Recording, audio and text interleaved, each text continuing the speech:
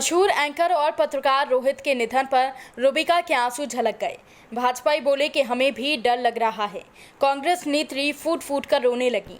कार्यक्रम के दौरान कई बार रोहित सरदाना की चर्चा करते हुए रूबिका लियाकत की आंखें गीली हो गईं। रोहित सरदाना के निधन पर कई टीवी चैनल्स और अखबारों के पत्रकारों ने उन्हें याद किया और उनसे जुड़ी अपनी यादें साझा की। आज तक न्यूज़ चैनल के मशहूर एंकर रोहित सरदाना का शुक्रवार को हार्ट अटैक के कारण निधन हो गया। वो कोरोना संक्रमित भी थे। रोहित के निधन पर राजनेताओं से लेकर पत्रकारिता जगत के दिग्गजों ने उन्हें याद किया।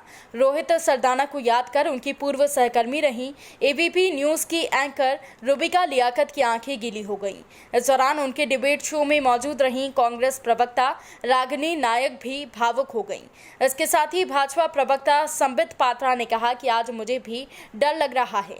एबीपी न्यूज़ के एंकर रूबिका ने रोहित सरदाना को याद करते हुए और देश की खराब स्वास्थ्य व्यवस्था को लेकर कहा कि आज लग रहा है कि हम नर्क में हैं। साथ ही रूबिका ने भाजपा प्रवक्ता संबित पात्रा से सवाल करते हुए कहा कि क्या आप भी नहीं मान रहे हैं कि आपकी तैयारियों में कोई कमी थी।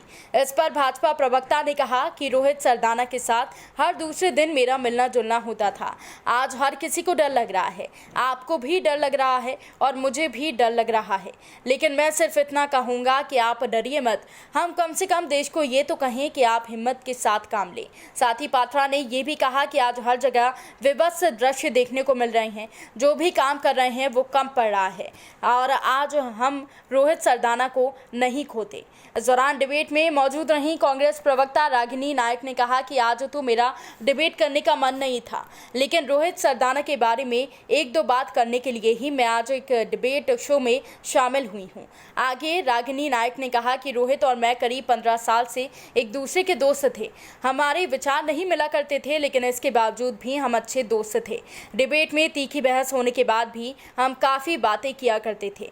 आगे रागिनी ने कहा कि गुरुवार रात को ही हम व्हाट्सएप पर बात कर रहे थे, तभी उन्होंने बताया कि कोरोना के लक्षण तो कम हो रहे हैं, लेकिन अभी भी सीने में दर्द की शिकायत है।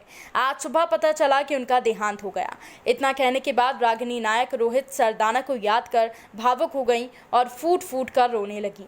लिखना की लानत है कि देश के लोग ऐसे मर रहे हैं, हम इतने लाचार हैं, असहाय हैं, कुछ कर नहीं सकते। 100 फोन आती है तो 2-3 लोगों से ज्यादा की मदद नहीं होती। जब तक खबरा दिलाओ फिर दिलाओ मर जाते।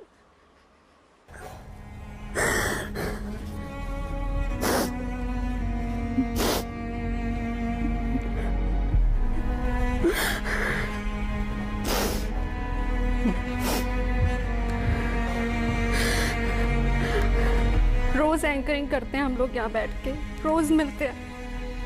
पता नहीं था आज फोन आएगा कि रोहित आईसीयू में है। सब जाते हैं आईसीयू में, हमारा दोस्त भी गया था। फिर खबर आई कि वो वेंटिलेटर पर है। मैं सुबह से बुलेटिन कर रही थी, डर लग रहा था, प्रेयर भी कर रही थी साथ साथ। पर आई नेवर थॉट कि ऐसा कुछ होगा। लास्ट सैटरडे जब मैं रोहित से मिली थी, रोहित ने मुझे कहा, मैंने उसको कहा सैनिटाइज करके जाना, बोला ये तो होना ही है सबको। जब उसको कोरोना हुआ ही कॉल मी, तू मेरे साथ थी, चेक करा ले। मैंने कहा नहीं मैं ठीक हूँ, तुम जल्दी ठीक होके आ जाना। इस की 2 मई को तो आ जाऊँगा, अच्छा 29 को आ जाऊँगा, 30 को आ जाऊँगा। ज़्यादा मुश्किल हो रहा है कि मैं क्या कहूँ। उनकी 2 छोटी छोटी बच्चियां हैं। हम सब ने देखा कि अपनी बेटियों को लेकर रोहित कितना ज़्यादा पजेसिव, हर पिता अपनी बेटी के साथ होता है, लेकिन उनकी वो तस्वीरें मैं जब देखती थी तब लगता था कि बहुत छोटी बच्चियां हैं। उनके एक हंसता खेलता परिवार। हमेशा एक फोटोग्राफ्स आई थी जिसमें लिखा हुआ था मेरे बेस्ट डैडी, और केक काटता हुआ पूरा परिवार दिखाई दे रहा है। उनकी 2 बच्चियां उनको प्यार करती हुई दिखाई दे रही है। वो बहुत छोटी हैं, वो एपीजे नोएडा में पढ़ती हैं, मेरे बच्चे के साथ में वो पढ़ती हैं। बहुत मुश्किल है उनके दर्द को बता पाना कि वो क्या सोच रही होंगी, उनके ऊपर क्या गुजर रही होगी। उनको तो इतनी समझ भी नहीं है। जो छोटी बच्ची है उसको तो इतनी भी समझ नहीं होगी कि पापा के साथ क्या हो गया।